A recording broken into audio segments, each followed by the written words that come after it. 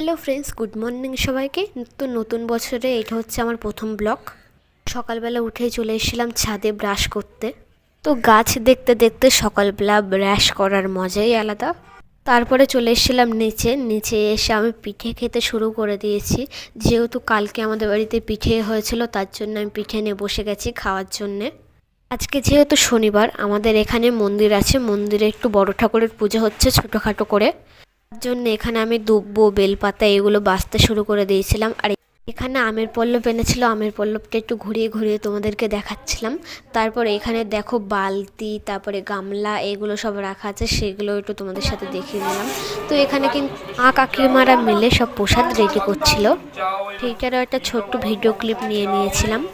তারপরে দেখো এখানে পুজো শুরু হয়ে গেছে, এখানে ব্রাহ্মণ পুজো করছে আর এইদিকে সবাই বসে আছে। আর যেহেতু পুজো শেষ হতে সন্ধ্যা হয়ে গিয়েছিল, তার জন্য আমি ফল প্রসাদ সিন্নি নিয়ে নিয়েছিলাম। তো আজকে এই পর্যন্ত, দেখা হচ্ছে নতুন কোনো একটা মিনি ব্লগে। সবাইকে টাটা।